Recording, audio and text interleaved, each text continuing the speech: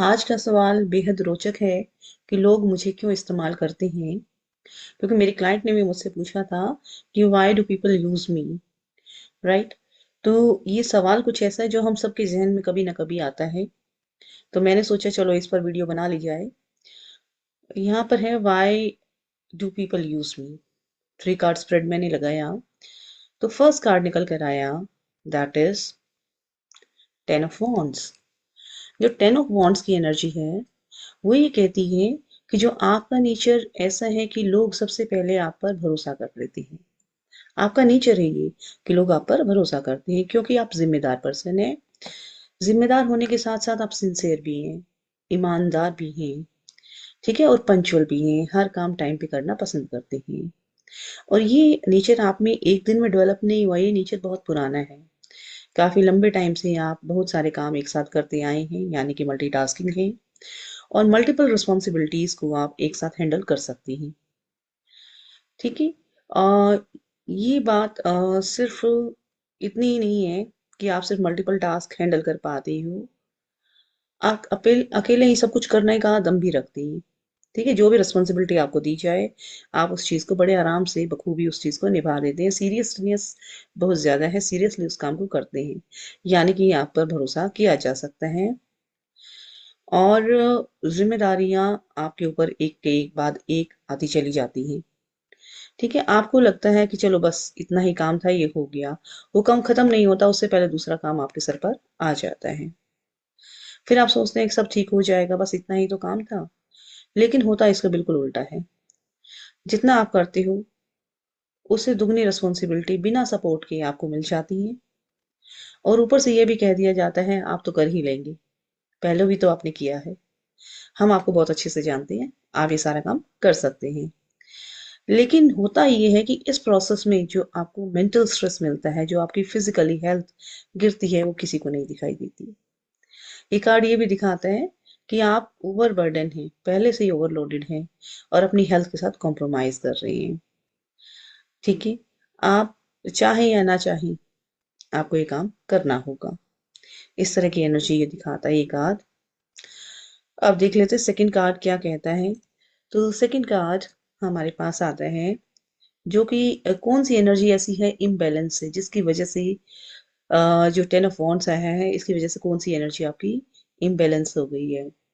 ये आया 6 of pentacle, वो भी रिवर्स ऑर्डर में। जब भी 6 ऑफ पेंटिकल रिवर्स ऑर्डर में आएगा तो इसका मतलब ये एनर्जी आपकी इम्बैलेंस है। और ये एनर्जी कहती है कि आप बिना ज्यादा सोचे सपोर्ट कर देते हो, सोचते नहीं हो।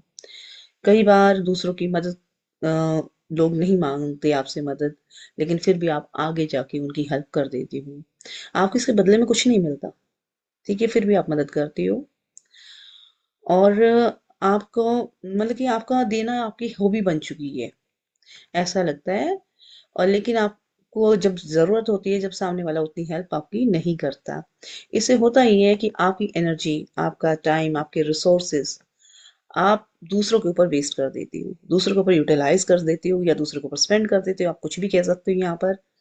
ये कार्ड कहता है कि प्रॉफिट तो आपको मिलता नहीं है। आप 90% 100% दोगे तब जाके 10-20% आपको प्रॉफिट मिल पाएगा, अदरवाइज प्रॉफिट नहीं मिलता। नॉन प्रॉफिटेबल आप काम करती हो। फाइनेंशियल लेवल पे भी आप लॉसेस बियर करते हैं कहीं ना कहीं। ठीक है। और आराम और पर्सनल कंफर्ट में कमी आ जाती है जिसके कारण, क्योंकि आप दूसरों के मैटर में ओवर इन्वॉल्व हो जाते हो, ओवर इंडल्ज हो जाती हो। और ना कहना आपके लिए मुश्किल है। तो जैसे कि चीज की जिम्मेदारी आप इस तरीके से चीजों को देखते हो कि जैसे कि हर चीज की जिम्मेदारी आप ही की हो, आप ही उसके लिए रिस्पॉन्सिबल हो। ना आप कह नहीं पा रहे हो, जिम्मेदारी आप पर आई जा रही है। इसका सीधा इम्पैक्ट आपकी हेल्थ के ऊपर जाएगा, आपके मेंटल लेवल पर जाएगा। ठीक है, इसीलिए आपकी एनर्जी डिसबैलेंस हो गई है। और ये कार्ड आपको कहता है, हाँ जी, ऐसा नहीं है कि जो लोग आपके सराउंडिंग में वो समझते नहीं है, वो देखते नहीं है, वो जानते हैं कि आप ओवरबर्डन हो रहे हो। ठीक है, और आपको क्रेडिट भी नहीं मिल रहा है। और ये सिलसिला ऐसा नहीं है कि आज का है, ये सिलसिला भी बरसों से चला आ रहा है। तो आप इस चीज के हैबिचुअल भी होते चले गए।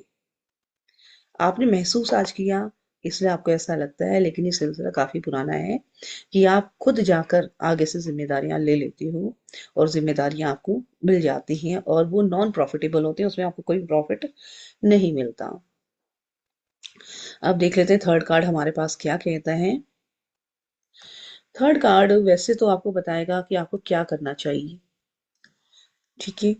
आप इस तरह की चीजों में फंसे हुए तो थर्ड कार्ड आपको बताएगा आपको करना क्या चाहिए, आपकी एनर्जी क्या है।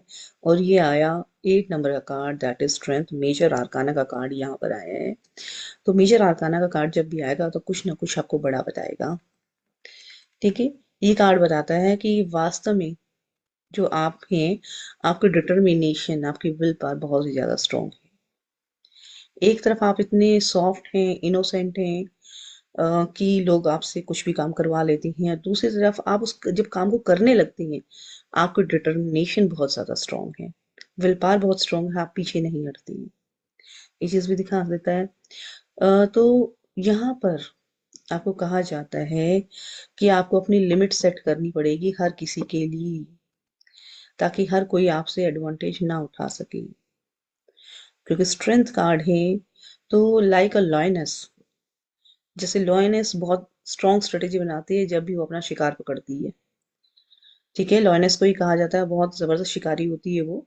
तो लाइक अ लॉयनेस आपको प्लानिंग स्ट्रेटेजीज अपनी बनानी चाहिए और बहुत काम होना चाहिए। जब मौका मिले वैसे ही आपको काम करना चाहिए, ठीक है।